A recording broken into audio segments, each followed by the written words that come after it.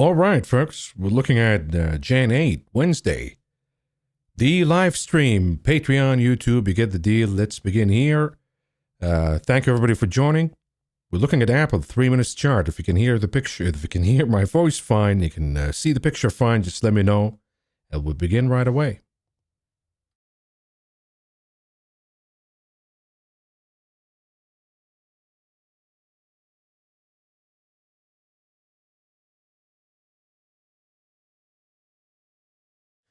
Okay, thank you, everybody. Let's begin here with, we're looking at Apple 3 minutes chart, and the reason is they're trying to manipulate Apple higher to keep the market afloat. That's where the manipulation happening right now.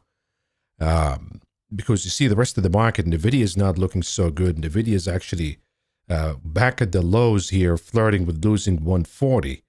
The number that we talked about in the morning, and maybe sort of a bear flag pattern playing out here.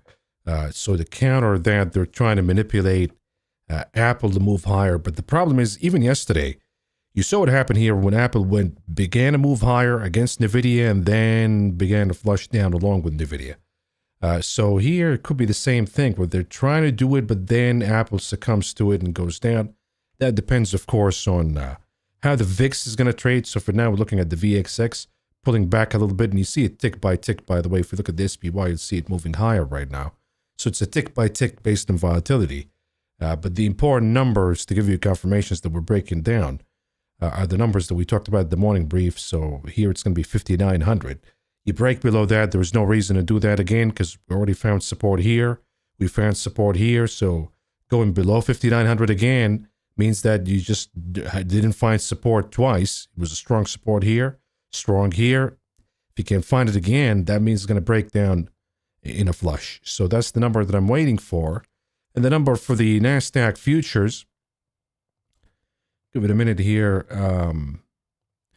Number for the NASDAQ futures would be 21,000. So again, you see the support coming in here, maybe more accurately than the 5,900 number in the SPX, but coming out twice, strong support. If you come back and lose that, I mean, you're going to break below, and then you look at the daily chart, and we're going to see here that we're probably going to be back at 20,000. So these are the numbers that I'm waiting for.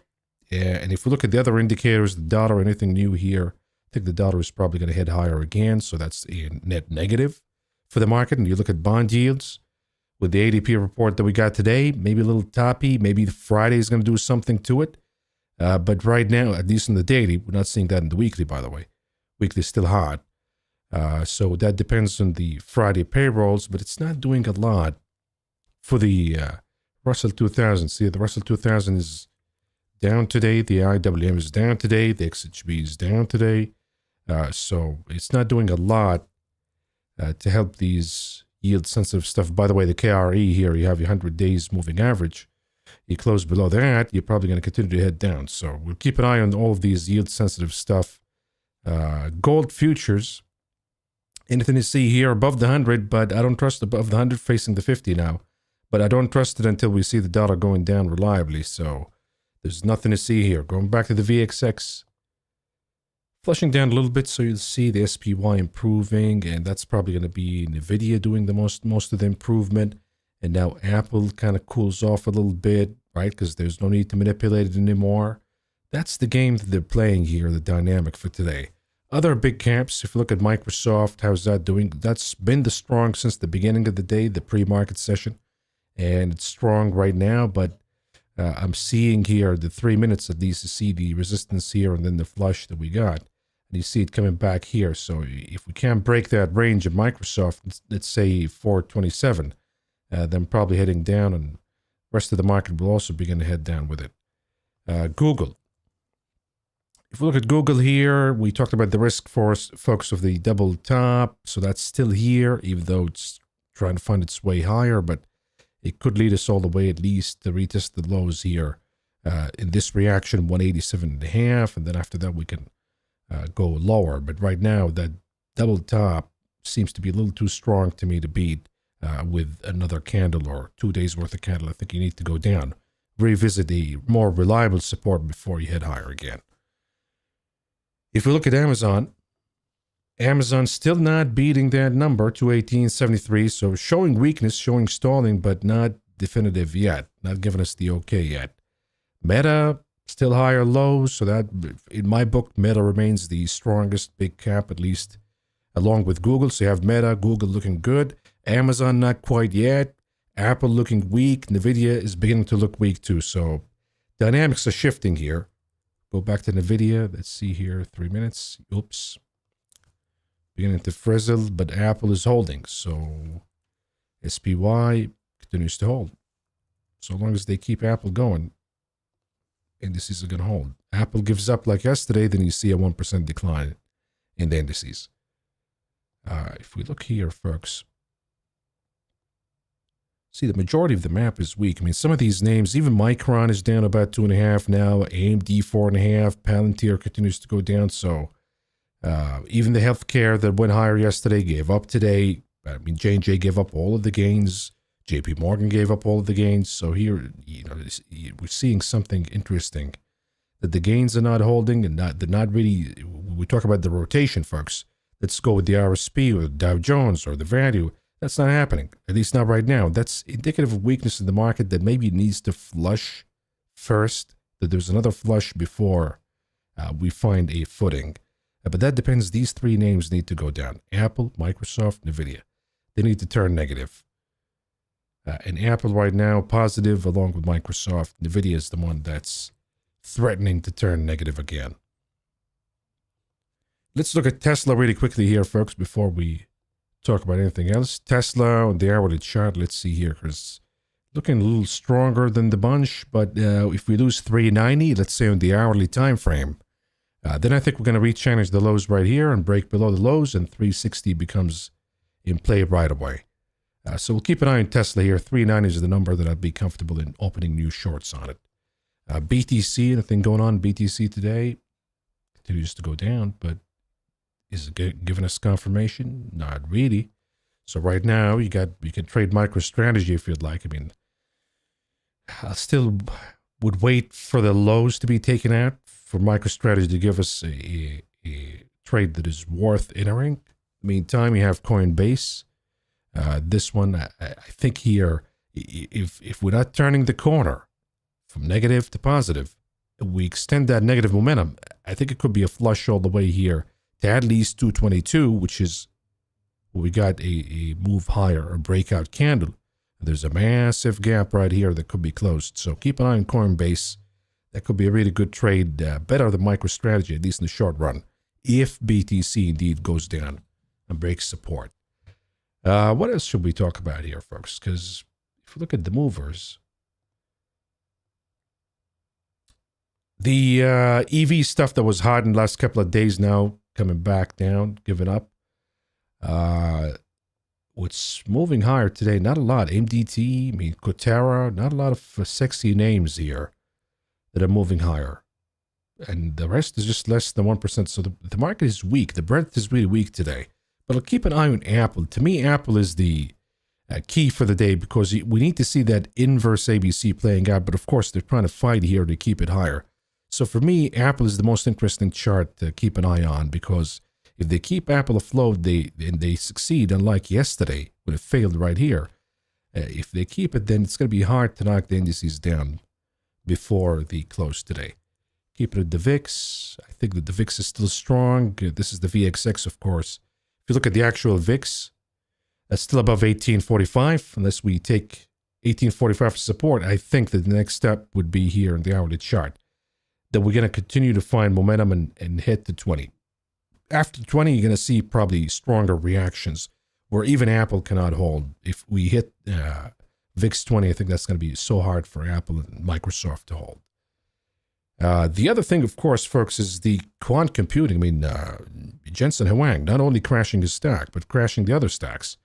So if you look at quant computing, I mean, this is down about, was at least lost half of its value at some point during the day.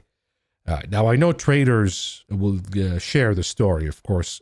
Last year in November, when we covered the chart, somebody bought it here, a viewer bought it here about 1.5, something like that, and just made over $1 million on Rigetti last year. But we also talked about the hedging strategy, which is you buy the 15 puts, the 16 puts. That way you see a reaction like this, You reserve the right to sell at 17, 16, whatever put that you bought, and you don't endure the pain, and you lock in some of your gains.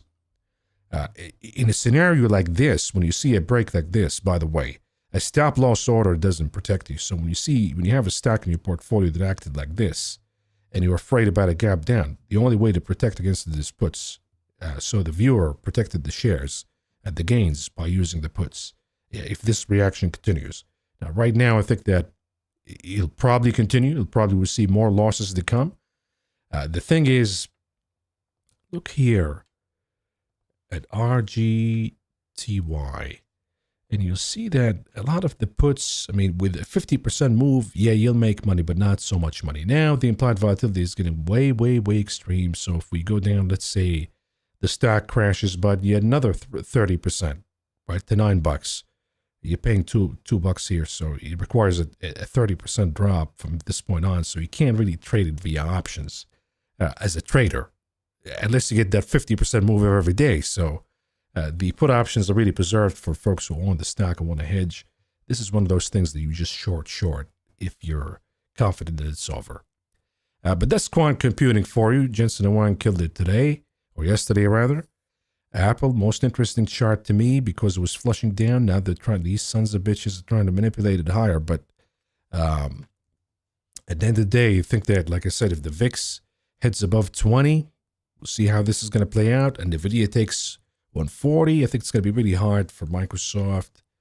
I think Microsoft gives up, and even Amazon here, another heavyweight, will begin to give up. And with it, of course, Apple will do what it did yesterday. So we'll keep an eye here, folks. But this is the dynamic for today. Let's begin here with OC Cult. You pulled the trigger on the SPX, 58.50, and you're up 3K. That's pretty good.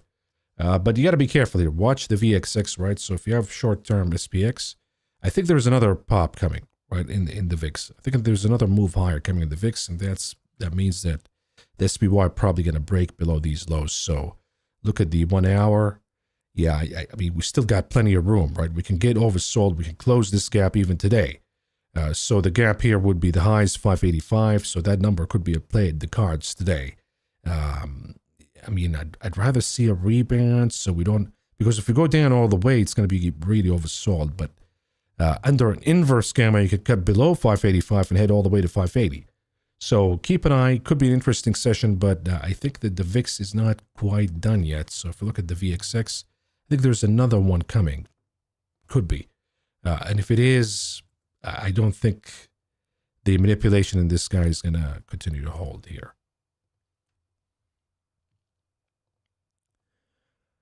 Okay, yeah, saw an unusual trade, Neil. You saw an unusual trade for XFL. Puts for February. XFL? I think you mean XLF. You've seen puts for February. So if you have puts on the XLF, I mean, look, it is grasping at straws here, trying to hold. So you have your topping on the shoulder, right? And now it's kind of holding that support. I think these gaps will close. I mean, I'm certainly positive of it, that we'll see the gaps in financials closed. Just the timing. I don't know about the timing, though, because we still have the inauguration coming, and there could be a little more optimism before we come back down. It honestly depends. XLF is the heaviest weight is JPM. So you need to see weakness in JPM. Right now, you want to give it the benefit of the doubt because it is trying to work its way from bearish to bullish. If it fails, sure, then it'll probably drag the entirety of the XLF down with it. The other heavyweight in the XLF is Berkshire Hathaway. So Berkshire Hathaway here, if you look at the weekly chart, just give it a look. I think it's a topping in the shoulder, right? And I think the Berkshire will begin to head down too. So yeah, there is a case for it, but you got to wait for the JP Morgan to give you confirmation. In the meantime, maybe you want to trade some of the individual names like Wells Fargo, still see the same look as JPM. So you got to give it the benefit of the doubt here, folks.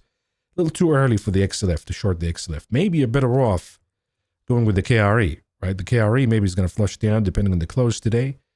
I would still wait till Friday because you never know how they're going to manipulate the numbers, the job numbers on Friday. They might give you a weak number or just meeting the estimate or whatever, and then we see that yields top, at least in the daily chart, and they allow certain class of assets to rebound higher. And if that is the case, I told you folks before, the IWM is waiting to rally, right? The XHB is waiting to rally. And when I say a rally, I mean a significant rebound, not rally making highs, but a significant rebound. The construction, the ITB, all of them are acting the same way. So if you see the 30-year bond yield, because of the job number on Friday going down, that this is a top and we hit down, we got to play rebounds on all of these yield-sensitive assets. But this is why I think that maybe you want to hold your horses in the financials right now, shorting the financials. Okay, good morning, everybody. But Neil, you got the 21,000 rather, 21,000 NDX puts and 20,000. So you have the NDX. I'm supportive of the trade, which is the 21,000, 20,000 spread. That's okay because this is the same trade that I would do in the futures right here. 21,000, and then we sell the 20,000 as support. You can wait till you get the confirmation, but at that point, the 21,000 is going to be really expensive. So here you can enter the trade, but you have to identify a stop loss. And I think the stop loss is beating the topping in and shoulder pattern. So you take the high here, 21,490. Take the high here, 21,517. So let's call it 21,500. If we close above that from a 1 hour stand in the time frame, then probably the accused is trying to recover and retest the sloping line once again. And if that is the case, then the entry is wrong. But for now, if you don't wait till the 21,000, you can enter it right now. But be aware that the shoulder line, you don't want to trade above from the 1 hour time frame because that would tell you something different is going on. I'm going to leave it here at Apple, folks. 3 minutes. See, Apple continues to just keep the market holding. As the VIX goes down, we see Apple holding, but let's look at NVIDIA here. NVIDIA is not looking good, folks. But Apple is holding, so far, so good. Half a percentage point now. What do you think of Roku here, Maverick? What do we think of Roku? This is a tough one because you have this massive bearish engulfing, right? So here, what the chart is telling you, that it was moving from bearish. It tried to turn its way around to bullish, but it made the same rejection that it got here, the same seller that came in here. So you can't really buy Roku until you beat the top of this breakdown candle, 84.84. On the other hand, you can't really short it right now because you're still within that debate that we got a move higher. There were buyers, huge move higher, but then came the sellers right away. So who's going to win, buyers or sellers? Buyers will win if we have a close above 84.84.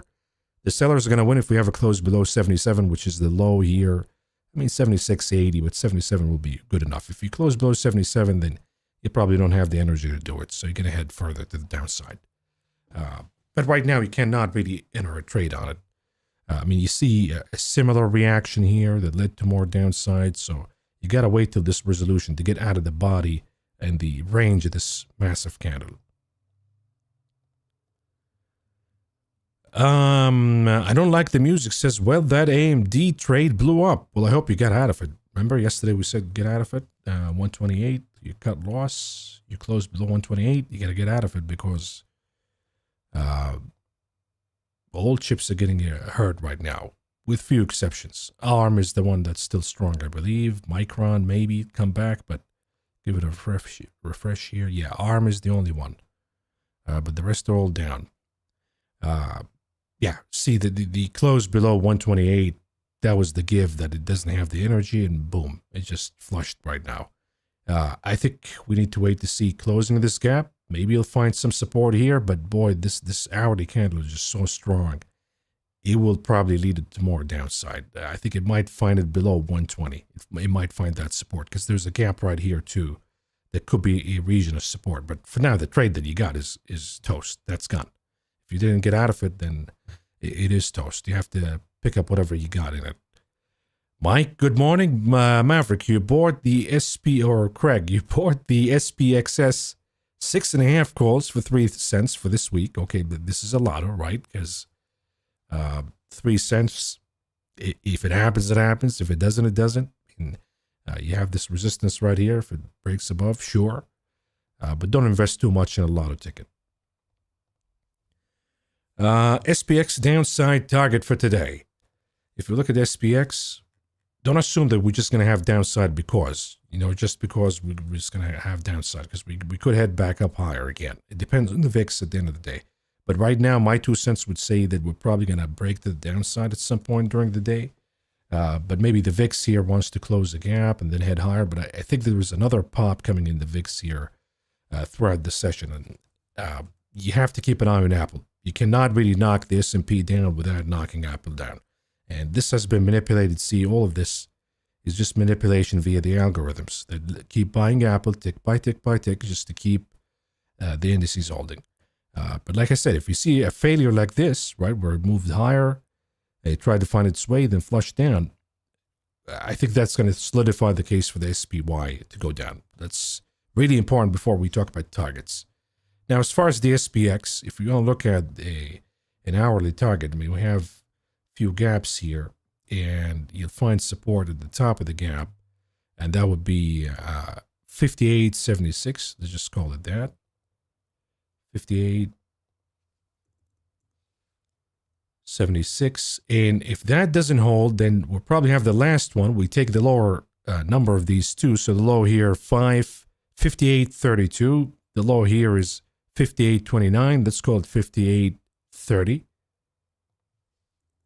No number is precise here. There's no magic. It's a zone, really, because each trader, each quant program is reacting at a different level, but you have to identify something approximate. So these are the targets here. If we take one, 58.76, we're probably going to head down to the other one. I don't know if I'm going to do it in a day or not, but at least the downside target for now would be, if we go to 3 minutes, would be 58.76. But like I said, you got to keep an eye on volatility. You need to see volatility heading back up, and you need to see Apple giving up. I mean, this should not sustain. Apple should go below 241.81. If it doesn't, then you're probably going to see a green day in the SPX if NVIDIA begins to find a footing and volatility drops. But I mean, look at NVIDIA. Look at this candle here. What the hell happened here? Right, fat finger. Something is going on here, and not looking so good for NVIDIA. VXX trying to find some footing, so if it does, let's see how Apple reacts. Okay, we talked about AMD, we talked about the SPX. UAL looking weak, yet at 100. UAL, big day Friday for the airliners because of Delta. I don't think it looks weak, though. It looks weak if it's under 95, right? If it's flirting with the resistance here, then it's actually looking strong still. If you look at the weekly chart, it is still looking strong. It is a distribution pattern. I'm concerned about it because the move was significantly higher. So you're probably going to see a reaction to the downside.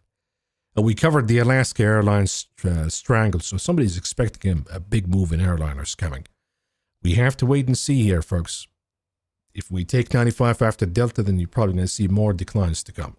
If Delta, especially if it produces good results, but the stock goes down, I think it takes the entire move higher in airliners down. So you'll see a correction at least back in the 70s in UAL.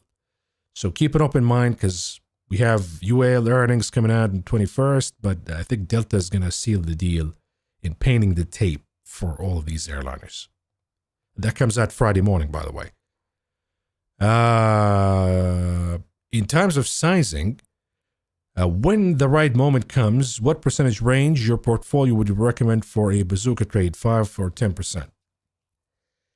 I mean, for me, a mini bazooka would be something like 100 grand or 200 grand. So that'll probably be within the 1 to 5% range. You don't want to go more than that.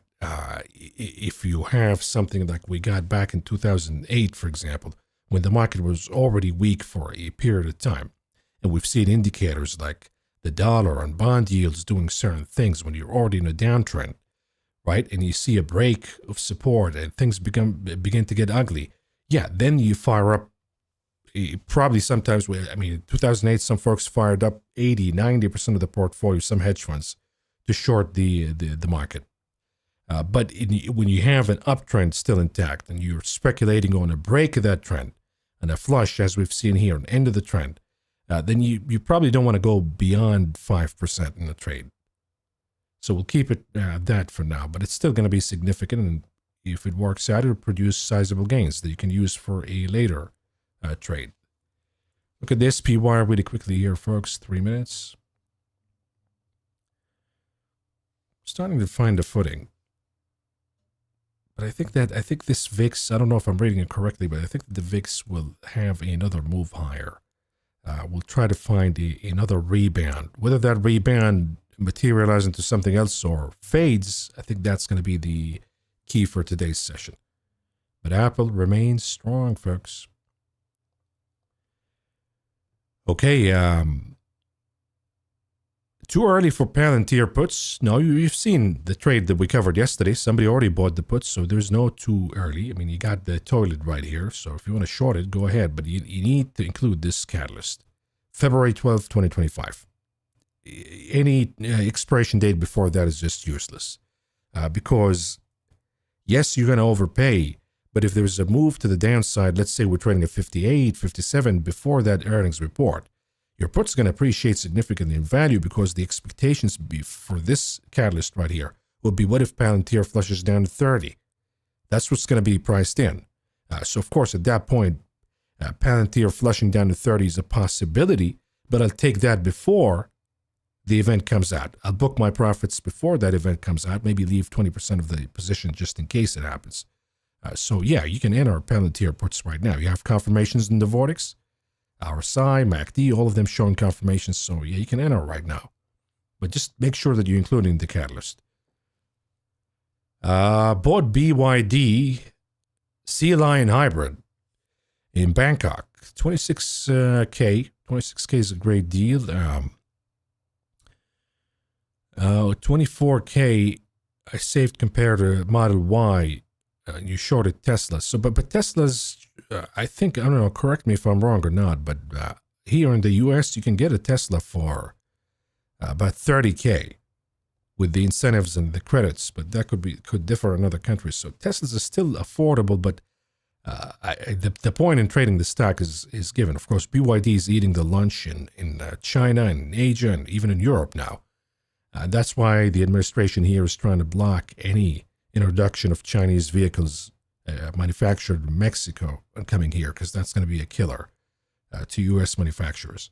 But the point in Tesla is, I mean, it's way overbought here, and it's way pricing in a fantasy when you have, at least give me a deliveries number that is a beat.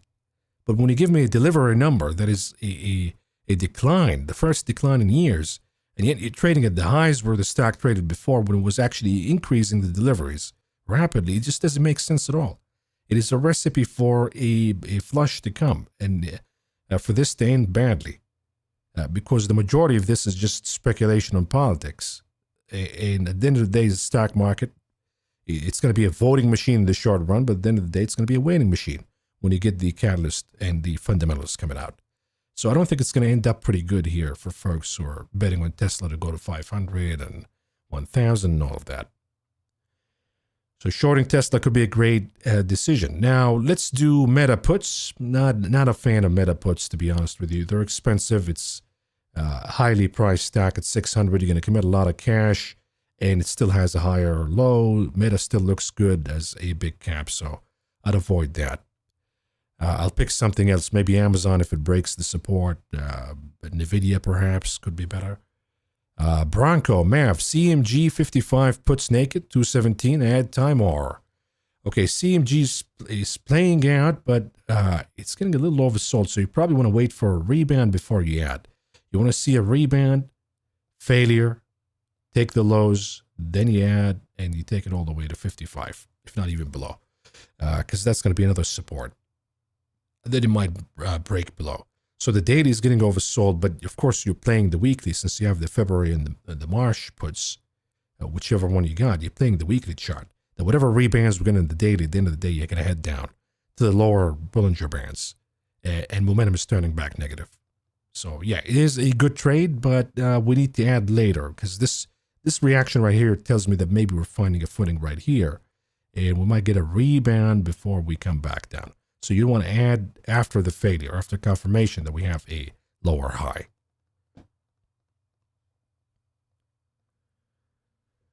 Bank of America, BAC puts for February. It's the same answer that I gave for JPM and Wells Fargo. So here, this is another trader we're discussing his trade here. But if we look at BAC, it's the same thing. It's the MACD turning positive. You got to give it the benefit of the doubt. Let's see how this is going to play out. Maybe it has more, and momentum turns positive, and we see Bank of America rallying higher because higher yields or whatever. So give it the benefit of the doubt. You need to see a point of failure at this point, and that will be a confirmation of a lower high.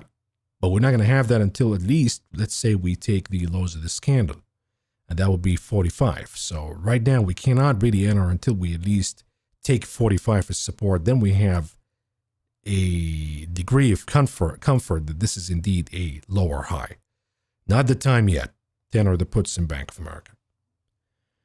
Small family office says closed IONQ short with 22K profit. Quantum is a fraud, but thanks to Jensen, I don't think it's a fraud. I think it's a really promising theme, but it's a competitor, right? It's a competitor to his business, so he's going to shed on it, of course, and he caused the correction that was much needed in all of these names. I mean, nobody's oblivious here to the fact that these were crazy moves. And I mean, did we expect that it's going to happen to this magnitude? Not really. It could have been more amicable than this, but that's the kind of risk that you carry. If you own any of these stocks, the high flyers, you always want to have the puts. And again, I give back the example of the viewer who made $1 million from Rigetti last year. In a couple of, not even a month, less than a month, made $1 million, turning 100 grand to over $1 million. And they protected their shares today. They're going to sell at a profit. They're going to keep the majority of that $1 million profit. So you, on the other hand, thank you to Jensen, you made profits on the way down. Jeff, looking to do Dell trade for the earnings review. I'm thinking they will show good profits, but the outlook will be negative. The pre-market will go up, then the market will sell off during the day. I was thinking of doing a strangle, the 60 puts, 61 calls for Jan 17, or Iron Condor for a put, 60 buy, and then you sell the 57.5. And then for the call, you're going to buy the 61 you buy, and then you sell the 63. I got it. So you want to do something as in either strangle or straddle to raise some cash. And you can refer to that Alaska Airlines. So here you're going to take the highs, 67, that's what you're going to sell. The lows here will be 56. The problem is if you do those, I don't know if you're going to get credit for them for the expiration date of Friday. You might. But what if the move is big, though? What if the move actually takes us way below or way above? That's another risk you're going to carry. So if you think that it's going to be a nothing burger or a little higher than it flushes down, then maybe you're better off trading a post-market trade. That let it open higher and then take the puts right away. And it might be a gap and crap. It might be something like this. It opens higher than it craps down. And you make a juicy trade. So that'll be a lot better than Iron Condor, because if you do Iron Condor and you blast below or above, it's going to be a problem. And to have a safer Iron Condor, you need to have a wider range. And if you do a wider range, you're not getting as much credit as worth the risk of the trade. As far as the strangle, buying a strangle, like buying a call, buying a put, or selling a short strangle, that could be risky because you gap below, you gap above, now you're obligated for that short strangle. So if you're confident this is going to be maybe a flat reaction or upside reaction, then it gaps down, then you're better off just doing a post-earnings trade where the premiums are lower. So think about that instead. CRM, February 3/23, 10 put spread, room in the daily, MACD rolling over in the weekly. John, let's see CRM here. Yeah, it's been declining for a while though, but bear in mind that this is already down about 12%. So it already closed the gap, and if you look at the shorter term charts, like the hourly, for example, it's getting a little oversold. If you look at something such as the 30, still oversold. So the entry could be bad at this point if you're going to enter for a shorter expiration date. So here you say that we're going to enter the February for 320, 310, which is reasonable. So we have to look at the weekly chart and see how we come up with it. Yeah. The data can rebound. Up to you if you want to wait or not. I will tell you what I would do in this kind of circumstance. because you have in the weekly chart the possibility that momentum can turn negative, and indeed we could see a flush down. But you look at the daily chart, you see the possibility that we could see a rebound, failure, then we come back down. And that could be, let's say, that process could be all the way closer to February. So the way we do it here is to enter a position via an increment. And then if there is a rebound, then there is a failure, and we come back down, and we add the other increment. If, on the other hand, there is no rebound and it just keeps going, then we'll just add to it as we go. If we break support, and the support that I see is 311, so by that time the trade is already in. But if you don't see a rebound, you see taking lows, reactions like this, where you found a gap higher after that, so that number is important, which is 323.65. If you take that, then you keep adding to it gradually, and you fulfill the trade. Even if you're paying a price higher than the price that you initially entered in. But the risk here says that if you enter right now, daily might rebound, make it a little frustrating for you. By the time the weekly goes down, maybe some decay kicks in already. And now for you, the bar is a little higher to make profits. So the increment strategy becomes really important in this kind of circumstance.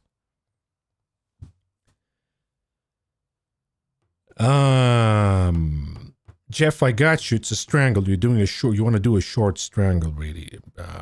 There's no point of buying the 60 puts and 61 calls. You want to do a short strangle where you sell something, you sell a call, you sell a put, but that's a really dangerous strategy before earnings.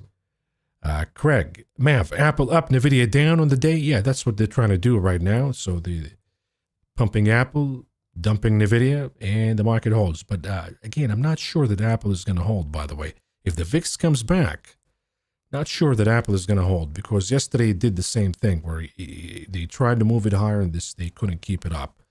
So Nvidia goes down, Apple goes higher. Let's look at the correlation today. Apple, here we go. And we're looking at the 3 minutes. Kind of inverse, but you see, I love when I see this. Tuesday, we've seen this where we move together, and that's when the S&P goes down. Right now, yeah, the inverse is going on, but the inverse usually happens if you notice that in the early hours of the session. So there is sort of an overseas trading element to this phenomenon that we see. There are folks who sell Nvidia and then they buy Apple, or do vice versa, and then as trading for the day begins to progress, more U.S. traders become the dominant players in the action. We see them in sync. Either they go higher together or down together. So let's see. I'm hoping that both of them, of course, go down together, but we'll see. Right now, Nvidia trying to recover here a little bit. And let's see if Apple is reacting negatively. Yeah, a little bit. So you see that a little bit of an inverse correlation going on. I think it's probably algorithms from more like overseas trading, because if it was mostly here, we would have seen the phenomenon in the second half of the day, but it usually happens in the first half. Just an observation. I could be wrong about it. Problem with AMD today actually was a downgrade from HCBC analyst Frank Lee. But, well, the downgrade did not help, definitely.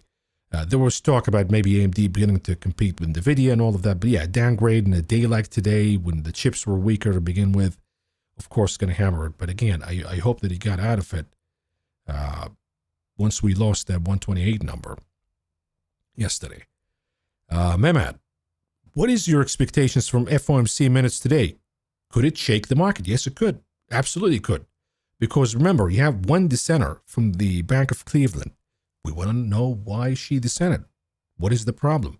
We want to hear what the other members said about the projection of interest rate cuts. I mean, we're not expecting any rate cuts anymore. So the market is pretty much pricing out the rate cuts.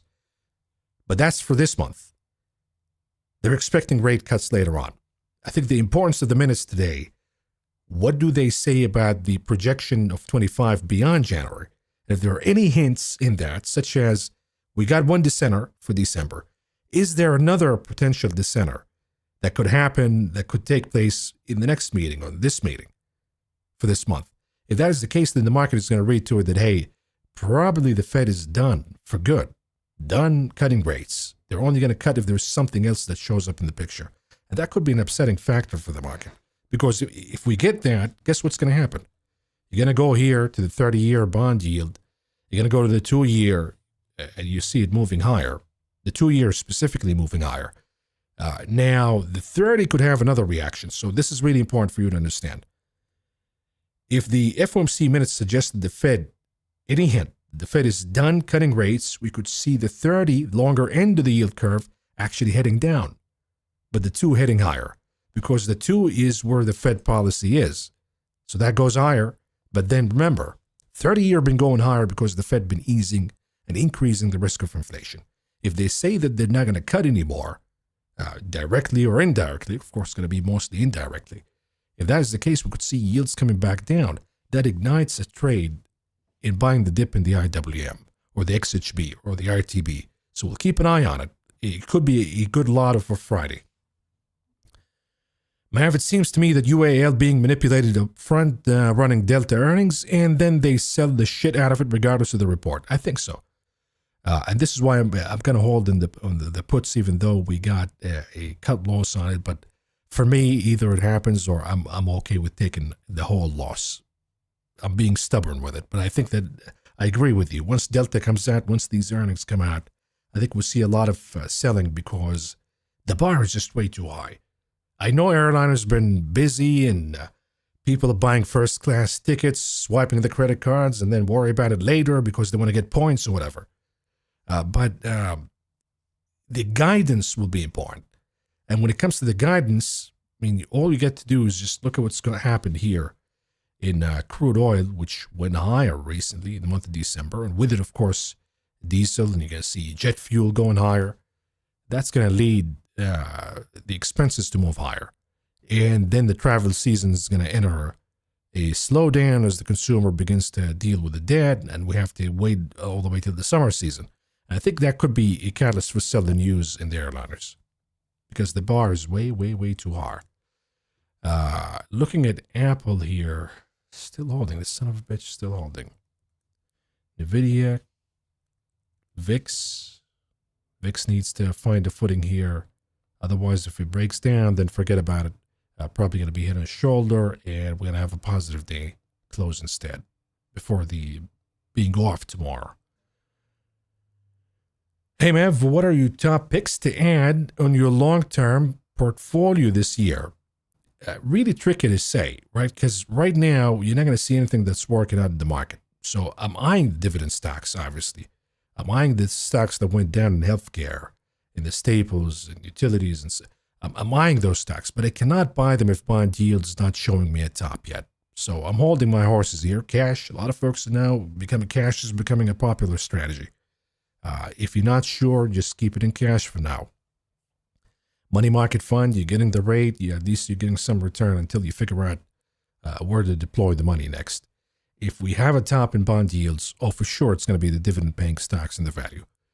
If we don't, then we have to wait for the big cap earnings, because if these guys come back down, then that closes the market for technology. And then what else do we have? Cyclicals, maybe some cyclicals will be okay. Financials. I think the market is becoming really, you look at the valuations, folks, just to give you an idea. Look at price to sales. You're not seeing anything really cheap in the market right now. You look at price to earnings. The market is so expensive. It's so bloated with the valuations. There are few corners you can really buy and hold with comfort that you bought at a good price. Because these valuations can continue to expand. But once we have a catalyst that takes the market down, they just go down rapidly in a vicious fashion. And then you find yourself in a wrong entry. And this is why I'm being a little patient here. A little patient. But of course, there are themes.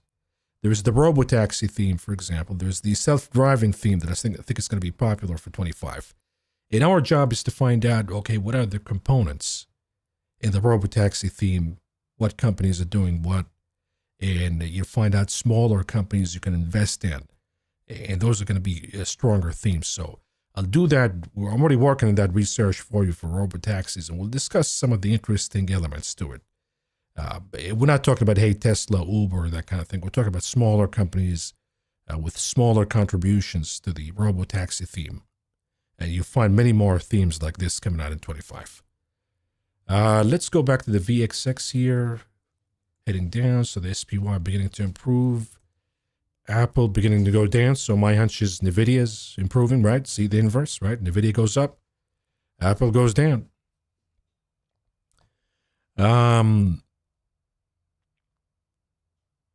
Tara, you went into the money. Yeah, I put more money in the money market funds too because I didn't want to buy bonds right now.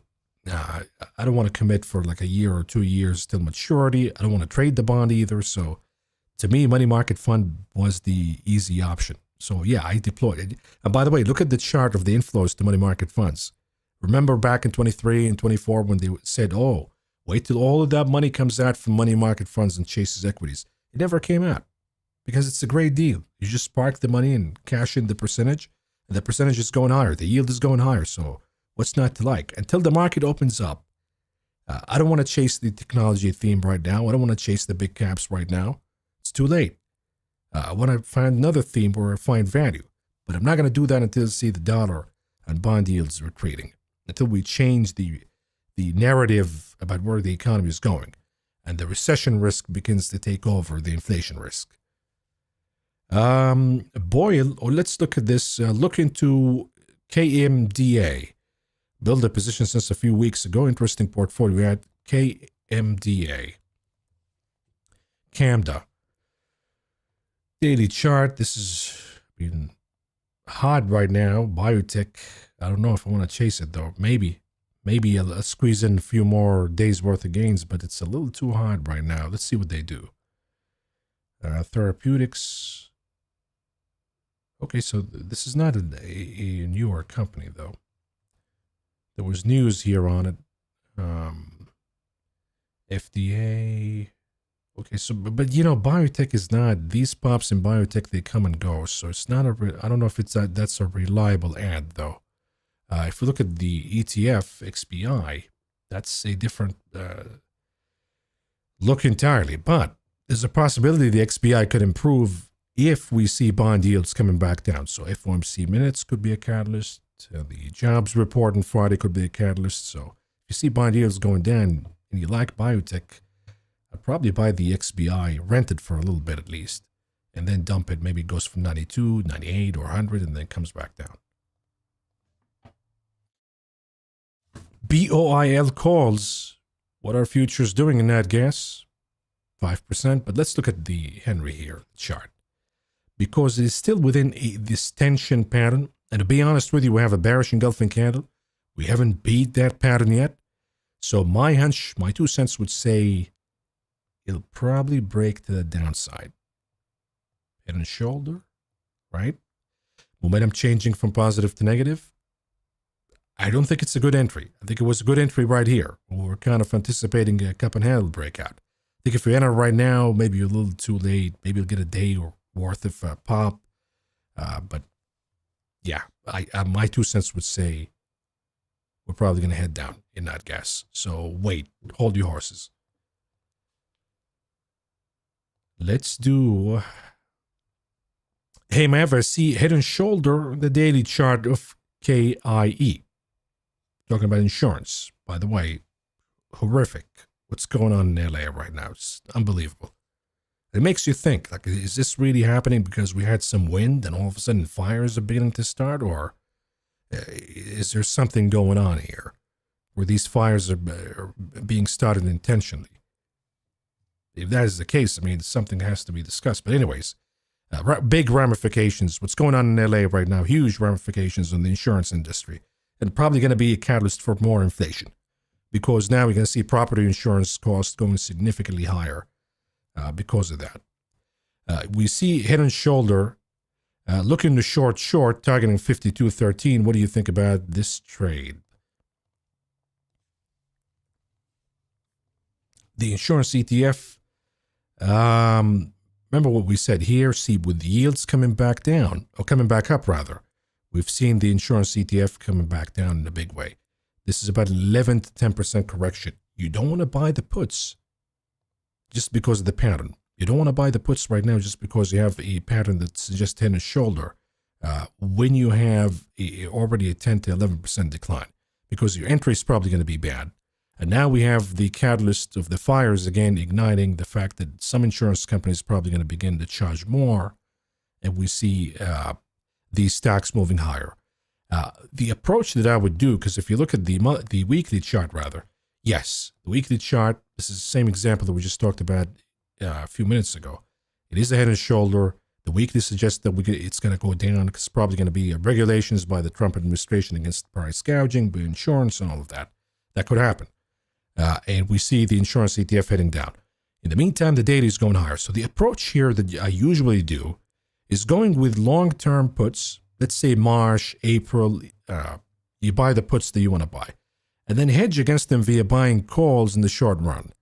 And that would be like, let's say, February, for example. So you buy March puts or April puts, a little bit out of the money. But then you buy a shorter term dated for February, for example, or maybe the last couple of weeks of Jan.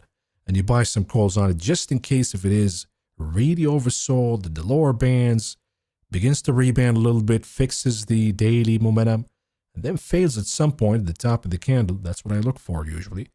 57.68, let's say fails there, comes back down. Then okay, now we're done with the calls, book them, and we're going to concentrate on the puts on the weekly chart.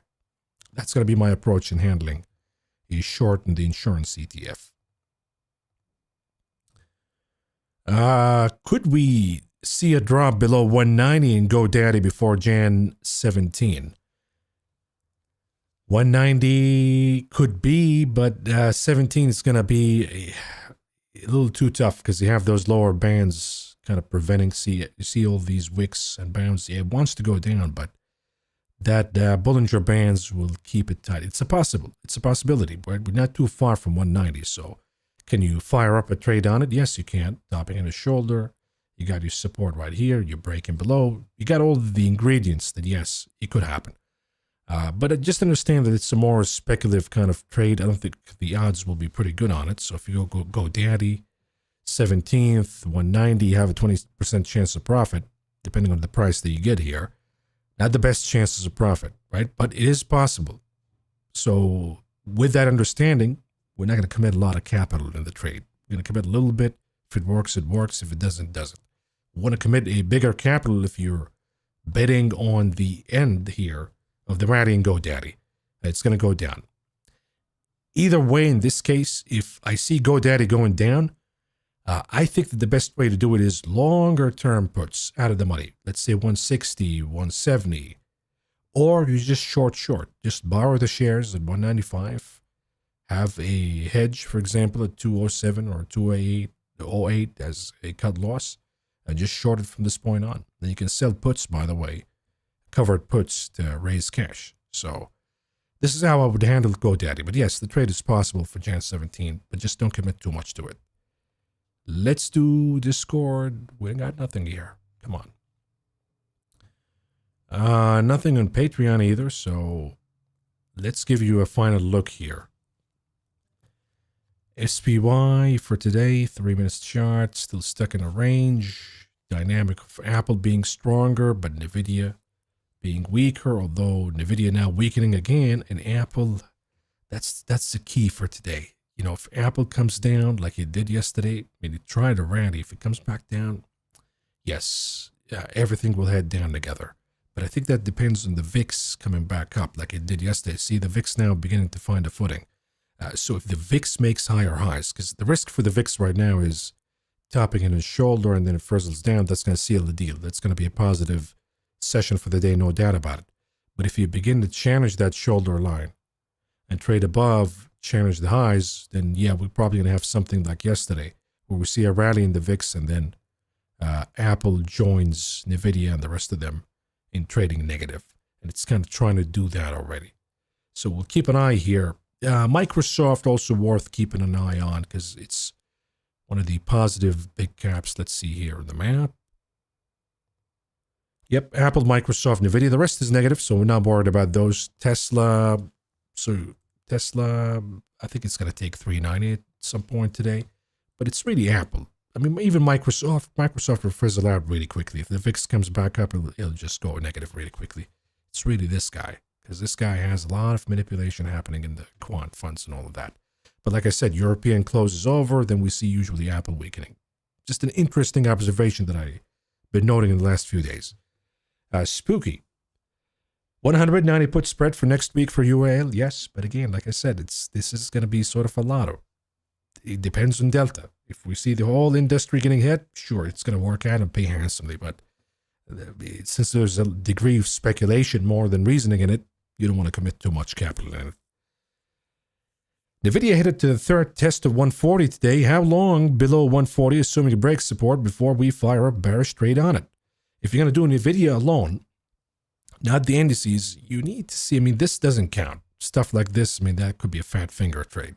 So you always want to look at, let's say, more significant time frame. 15 is okay, but maybe above. The close here was 140 almost. Let's see what the close is going to look like at the 15 here. If it's below 140, sure, I'm going to fire up a trade and do the...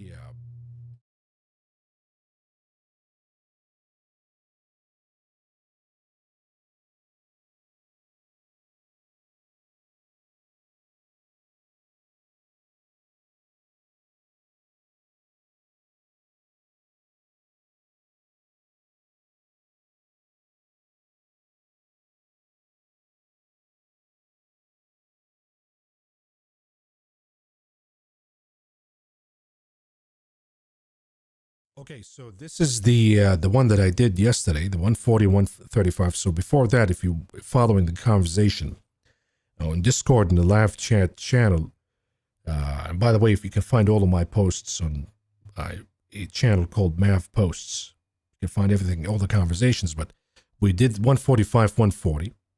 That was for yesterday. Rolled it down to 140, 135. So if we take 140 today, the trade will be rolling it down to 135, 130. Problem is, this is going to require 4.5% for break even. I don't know if 1 week is enough. I'll probably take another week. Pay a little more, take another week on it. So it's going to be 135, 130. If we indeed take, let's say, a 15 minutes close, I think that's going to seal the deal that this is a bear flag, and it is going to break down. So that's how I'm going to approach NVIDIA. Just keep rolling those put spreads. They've been fantastic. Just keep it that way. Apple, here it is. See, NVIDIA weakens. You got Apple coming back up. So that dynamic has to be fixed. Both of them have to go down together. Otherwise, the market is going to hold. Yeah, no audio because I'm muting it. I'm muting it because of the garage sound. But anyways, Palantir, hourly way oversold. Is it better to close the puts and book profits? 450% profit for Jan 17. Yeah, 450% profit. Of course you get to book profits. And you're right. It might frizzle down more and you feel like you're missing out, but the hourly is oversold, so there could be a possibility for a rebound. Book the profits that you got. Give it a little bit of time here, right, to see if it's going to rebound or not. If there's no rebound, then you probably want to stay in the trade, because if we close below 68, we're probably going to have more declines to come. I would say 50 will be taken out and then brings the 100 as a possibility. But you need a new trade. The 450% profit should be booked. And then we do something different. Maybe we'll do the 65 and then sell the 55 puts, for example. Go for February this time around, just to include this catalyst right here. So yeah, you're done with that trade. The Jan 17 trade is done. Book profits, move on. Just stay in the trade, though, via another newer trade with longer expiration date. PFE holding stock down substantially. Keep or dump? Thanks, Mike. Problem is yields. So today's an important day in my opinion. See, nice rebound by Pfizer, by the way, off the 50. I think you should give Pfizer the benefit of the doubt. If you bought it, let's say here, okay, that's the question is, we should have cut loss earlier. But if you bought it recently, you're down on it slightly. You're okay for now, because for all you know, we could see bond yields topping here. This is sort of a topping candle. If at least the top for a few days, it could lead Pfizer to move higher. Next thing you know, you cut your loss right here. Pfizer comes back up for a few days. Now you're even, but you already cut your loss here. So give it a little bit of a benefit of the doubt, especially after a rebound of the 50 like this. It is a little encouraging, so I'll keep Pfizer for now. Give it the benefit of the doubt. Are you familiar with the Inner Circle Trader, ICT, at all? He also talks extensively about the market and stocks behave at different times of the day. No, I haven't heard of it, but it is true. It is true. Different times of the day, and you see different phenomena because different players are on the table. When you have early in the morning, you have more overseas traders, and they have different behaviors and different objectives. They probably want to squeeze a little bit of profit before the end, and they book profits before the close in Europe. So different behaviors, but U.S. traders have also different patterns. So the institutionals are active in the morning. The retail traders show up a little later in the day. So usually you see the speculative stuff rallying at the end of the day because the retail participation comes later in the day. So yeah, it is an interesting phenomenon, and it could be studied, and you can find opportunities in it. It is really interesting. Apple bazooka at the money puts for February, March. I don't know about that because we didn't close below the number yet. It might happen, and I think it will happen, but when I see Apple relatively stronger than the rest of the market, it tells me that you got to be careful, because if NVIDIA is going to continue to head down, who's to say they're not going to keep Apple floating up? I mean, that's what they're doing right now. We need volatility to go significantly higher before both of them go down together. As we've seen, a rally in volatility causes both of them to go down together. Right now, the VIX is actually losing support, heading down, so the case would actually be stronger for Apple finishes positive. And because Apple finishes positive, we see the SPY finishes positive. So not the best entry right now in Apple until we lose 241.81 and close below for the day. I have for March 21st the 50 puts. Yes, if you have the 50 puts for March 21st, okay, book the trade that you got though for Jan 17.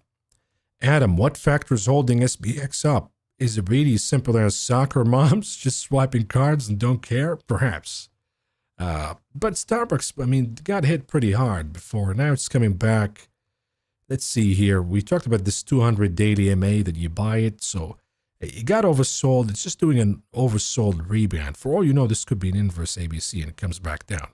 But it needs to finish with all of this. And this wick that you got right here is a good indicator that whoever shorted here and they covered, maybe they're done with the covering and we see another leg down. So it's not fundamental in nature of who's buying or income or revenue or anything like that. It's just a technical behavior because it got oversold. Falling wedge, broke out.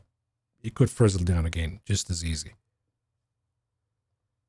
Jeff, I have no sound. Yeah, well, because I muted it a little bit. But Timothy, Mav, what are those dotted wide horizontal lines that you use both the indicator and TV? And how do you decide these levels? You're talking about my support. These dotted lines are my support lines. So in the SPY, for example, these are my support lines. And if you zoom in, you'll find them right here. Support, resistance, I have them marked right here. How do I find them? I usually look at the chart, the hourly chart, and try to find the patterns in there. And that's where the art comes. There's no science to it. It's mostly art. There's no science that gives you a specific number, and there is no specific number because every computer program is different. Every trader reacts at a different time point, which could be above the number that everybody's anticipating, could be below the number, slightly below the number that everybody's anticipating. But it's important to be able to identify the zones. So if you pick a number within, closer to the zone, so you see here, the high before the drop here was 602.47. My number was 602.82, but close enough. So long as you get it close enough, you're doing the job okay. Here, same thing. See, the number is not super accurate, but close enough to give me a visual. As I'm trading for the day, it gives me a visual. Where do I expect resistance? I'm booking profits for a call trade. Where do I expect to book profits for a put trade, right? So I have my support right here. That's the importance of identifying the support and resistance. SPY beginning to firm up here, folks, because Apple is firming up. Probably NVIDIA find a little bit of a footing. And that's all because of the VIX. Yep, big candle down. So it's tick by tick. Is there anything that could bring the VIX back up again today? Yes, FOMC. If there's something in FOMC, it could be a catalyst where we see the VIX moving higher again. Because you got to remember, the VIX yesterday moved higher because of that ISM report that we got and the data that we got after that. That's what led the VIX to move higher. So we'll keep an open mind here, folks, but be honest with you, my 2 cents here looking at the tape, it looks to me that we're going to finish positive. Because unless the VIX spikes significantly higher, it looks to me that we could have a positive close. The decliners are small in weight, so we're not seeing anything big that is heading down that could be impactful. We'll keep an open mind, folks, here. But again, it depends at the end of the day on how the VIX is going to react.